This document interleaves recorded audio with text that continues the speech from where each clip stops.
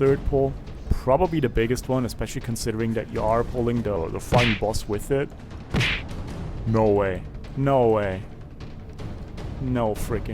Anyways, today I'm going to show you guys what I'm doing to level up my enchanting, but also kind of to farm a little bit of gold. You kind of do need a few characters, more than just one, the one that I'm on right now, to actually get the most amount of benefit. I think preferably you would want 3 different classes at least. You want to have a tailor, because as you guys can see over here, you're going to get a lot of extra cloth just doing this farm run. And then you also maybe potentially want to have a rogue just for all of the boxes, because honestly the majority of money that I'm making on these is from the greens and just disenchanting those. So pretty much you want to have a enchanting on your main that you're farming with, and then you want to have a tailor and potentially a rogue. The rogue really only is like min-maxing, I guess you can say. It's not like mandatory, but oh yeah. And I'm also not really focusing on this poll so much right now.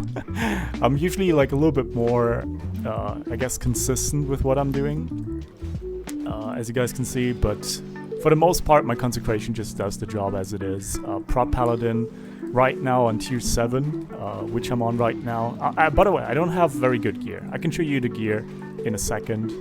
But honestly, like, you should be able to do this like a day or 2 after you ding the 80 is already gonna be good enough. I barely have better gear than that.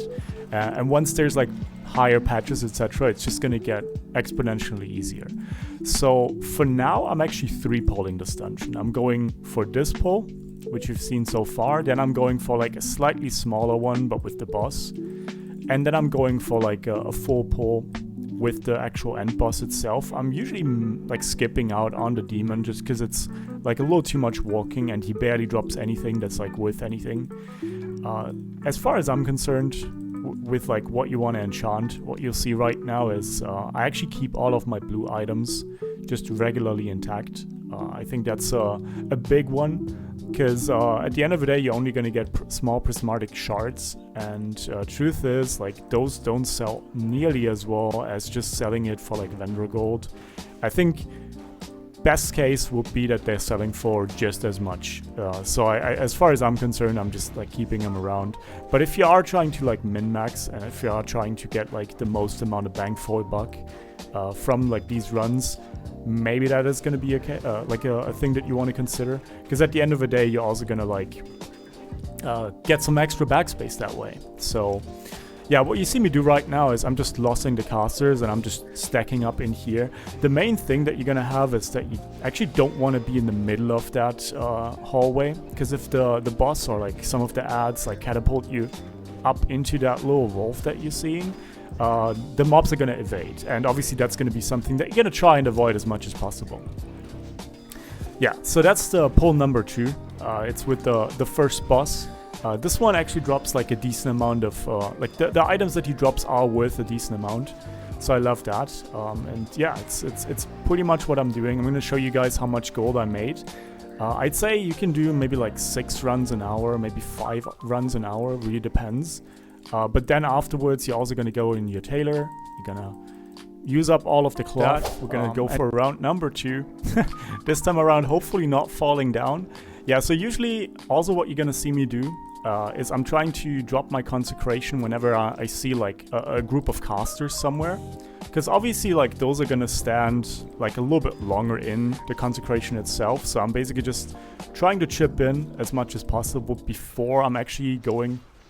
Oh, okay, dude. Yeah, this is like the typical pre-record effect, I guess you can call it. Because like I said, this has never happened to me before. But obviously the time that I am farming for, that's going to be the time where I'm going to have those issues. Alright. Yeah, normally I actually don't go as far. I usually go a little bit further back, like here. Because again, like those mobs, they do push you back a little bit, and you always want to, like, your main goal should be like just putting your mobs into the consecration as much as possible. So even if you're knocked back, even if you're stunned up, the consecration, I can show you the recount afterwards. It's like 30% of my damage. I think it's called consecration dot, and it's like, it's crazy how much damage this is. So yeah, just give me a second. I'm gonna just chill for now. I usually don't really, I do this like AFK. This is like not really something that I'm consciously doing. I'm just watching a movie on the side and just enjoying myself. Just being a good old farmer boy. Whenever I have like an hour of downtime during my lunch break, etc., I just do this. Another thing that you guys just saw me do is, since my Hand of Reckoning, it does do damage whenever I'm not being targeted. And this is something that you can use also, like for instance right now on the dragon. When he's landing, he's not actually targeting you. And that just adds like an extra like, maybe like 1,500 damage. It's also what you can do when you're tanking on like bosses that like cast on allies regardless of threat. As they're casting and targeting like someone else, just use your Hand of Reckoning. It's just like an extra little bit of damage. Now, this is going to be my last run, which is the reason why you guys see me delete all of the small items right here. But usually I do a little bit of different approach right here. I just keep it all and just kind of go about my way.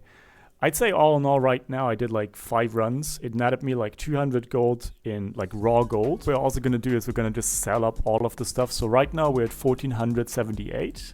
And so we got 4 greens.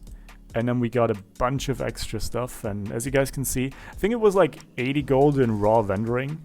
Maybe I'm wrong on that one. Maybe it's like 70. I'm gonna put it on the screen, just do like a little comparison. And then obviously we're also gonna get a bunch of Planar Essences. We're gonna get Arcane Dust, and then even more importantly, I'm also gonna send up all of the cloth to my tailor. And while I'm AFK, while I'm just doing my thing, I'm just gonna be getting that up and running. And then I'm also going to put my Ethereum luck boxes towards my friend who's a rogue, who's going to open those up for me. And that's going to be another few extra green items, which is really, really nice. So now that we're on my tailor, I'm just going to open up all of the extra cloth. And we're just going to get right into rune cloth farming. We're just going to be a good boy. Yeah, we got 100 bolts. So I can highly recommend just waiting, relaxing a little bit. So this is the result of all of the cloth that we've gotten, and we're just gonna open up and see how much Arcane Dust and Planar Essences and Illusion Dust we're gonna get out of it. So far, looks pretty nice.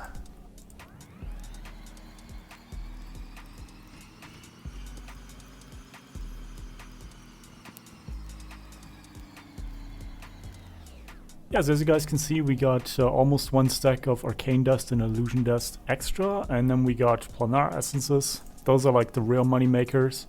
They're like 35 gold each. We got a large Brilliant Shard. You really don't want to get those, honestly. And then we also got a bunch of Eternal Essences. Those fluctuate quite a bit as well.